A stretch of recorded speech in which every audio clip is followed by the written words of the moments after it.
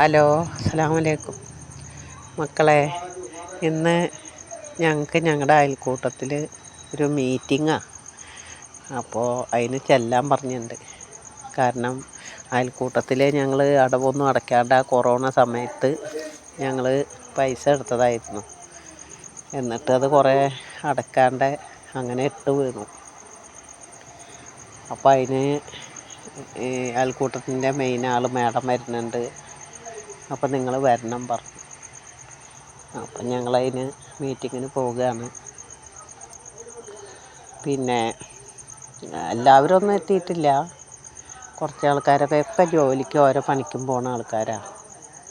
ചിലവർ റെയിൽവേയിൽ പണിക്ക് പോകുന്നവരാണ്. അവർക്ക് ഞായറാഴ്ച ചില ദിവസങ്ങളിൽ ഒഴിവാണ്. അപ്പോൾ അതല്ലാത്ത ദിവസം ഇട ദിവസങ്ങളിൽ ഓൽക്കൊക്കെ വരാൻ ബുദ്ധിമുട്ടാണ്. എന്നാലും ഞങ്ങൾ കുറച്ച് ആൾക്കാരൊക്കെ കൂടുതലുണ്ടായിരുന്നു. അതങ്ങനെ അവിടെ പോയി.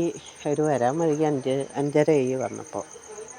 എന്നാലും അപ്പോൾ പിന്നെ എന്താ വെച്ചാൽ ഞങ്ങളങ്ങനെ അവിടെ പോയിരുന്നു. ഞങ്ങളുടെ വിറ്റ വീടിൻ്റെ അടുത്താണ് ഈ അയൽക്കൂട്ടം. അവിടെ പോയി എല്ലാവരെയും കണ്ടു, സങ്കടപ്പെട്ടു. കാരണം നമുക്ക് വിധിച്ചിട്ടില്ല. ഒരു ഗവൺമെൻറ്റിൽ നിന്ന് 3 സെൻറ്റ് സ്ഥലം കിട്ടിയാലായിരുന്നു എല്ലാവരും സഹായിച്ചിട്ട് ഒരു വീടുണ്ടാക്കിയത്. കടം വന്നാൽ പിന്നെ എന്താ ചെയ്യണത്? ഞങ്ങൾക്ക് ഭക്ഷണം കഴിക്കാനോ അല്ലെങ്കിൽ ദൂർത്തടിക്കാനോ വേണ്ടി കടം വാങ്ങിയതല്ല ഞങ്ങൾ. അത് കുറച്ച് എൻ്റെ ഭർത്താവ് സുഖമില്ലാണ്ട് കിടന്നപ്പോൾ കുറേ കടം അവിടുന്ന് ഇവിടുന്നൊക്കെ മേടിച്ചിട്ടുണ്ടായിരുന്നു. പിന്നെ കുറച്ച് ബാങ്ക് കടമുണ്ട്. അങ്ങനെ ആകുമ്പോൾ അത് നിസാര വിലയ്ക്ക് വിറ്റ് പോയതാണ്. എന്നിട്ട് പിന്നെ ഞാൻ സ്ഥലം മേടിക്കാനായിട്ട് ഒരു 3.5 സെൻറ്റ് സ്ഥലത്തിന് അഡ്വാൻസ് കൊടുത്തതാണ്. അതും നഷ്ടപ്പെട്ടു പോയി.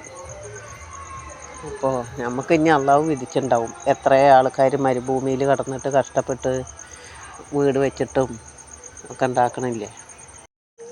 എന്നാൽ എല്ലാവരും ലൈക്കും കമൻറ്റും ഷെയറൊക്കെ ചെയ്യട്ടെ മക്കളെ. ശരി എന്നാൽ, അസ്സലാമു അലൈക്കും.